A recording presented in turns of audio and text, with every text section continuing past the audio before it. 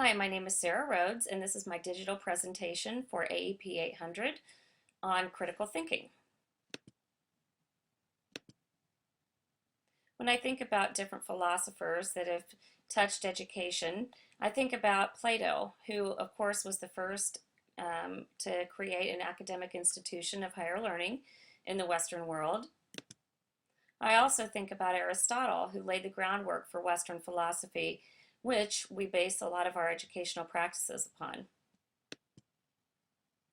Now, of course, most of us wouldn't know Tony Wagner, but he is very important to me and my own teaching philosophy.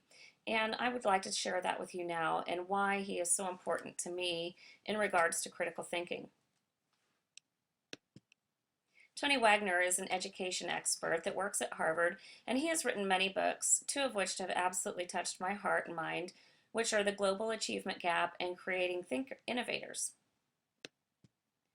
In these books, he describes the process that he went through when he put out a survey and interviewed different educators, different administrators, also university professors, corporation CEOs, etc.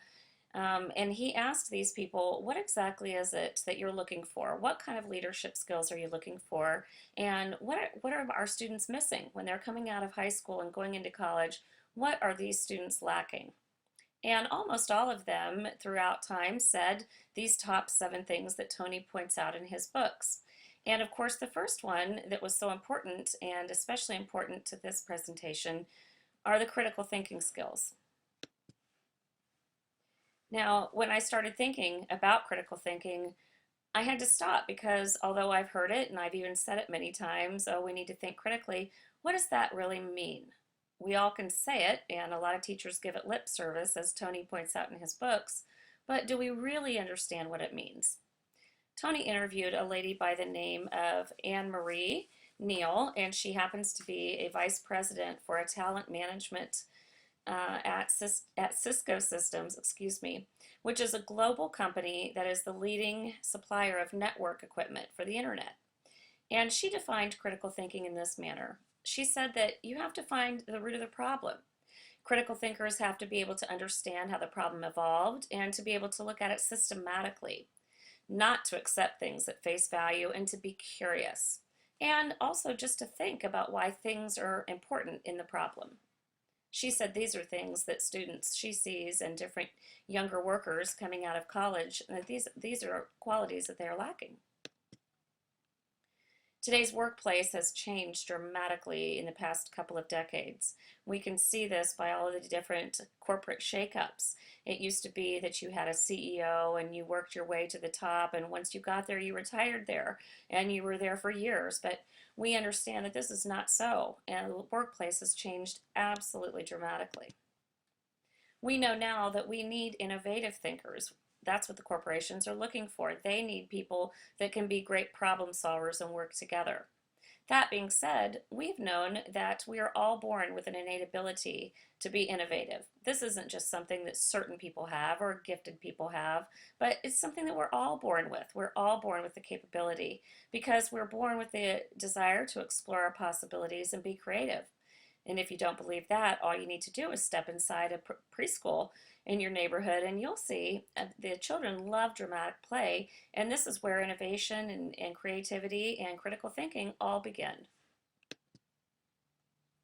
Unfortunately, though, by the time these students end up coming into the upper elementary and they begin to take the standardized tests, they begin to find out very quickly that school becomes a little bit mundane because they're no longer able to play and have fun and be curious about their environment, but now they're being made to basically learn to take a test. And we know now that this is not such a good idea, yet we continue to do it. Thanks to the No Child Left Behind Act, this has kind of put a damper on teachers being able to teach students to be critical thinkers, because we're too busy teaching to a test. We know that it doesn't work. Research has proved it, and anybody in education knows that standardized testing does not create critical thinkers or creativity or innovation. In fact, the Information Technology and Innovative Foundation found that the U.S. lacks competitiveness and innovation, and this was just within the past 10 years. Funny how that's linked to when we started our No Child Left Behind. Yet we continue to compare our nation to other nations that we envy, such as Finland and China. And these nations, they have really done a reform on their education system, and they have actually eliminated their need for standardized testing. They still use them, but they de-emphasize their importance. And instead, schools in Finland and in China focus more on creativity, teaching innovation, and teaching students how to be creative thinkers and critical thinkers.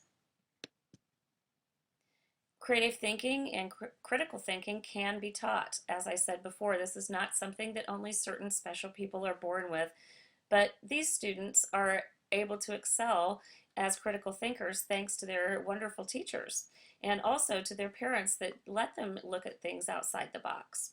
Critical thinking skills and emotional intelligences are so important, and they start at such a young age, almost as soon as a child enters elementary school or even before, like in preschool. Emotional intelligence is so important, as Howard Gardner pointed out, because students have to be able to learn to get along with each other, and as they grow up, these intelligences need to continue on in order to be wonderful problem solvers, and you have to be able to work together and collaborate and be good critical thinking together. So if we know this in the education world, where do we start? We know that our old ways don't work, even though the government might try to tell us otherwise. We know that teaching to a test is simply not working.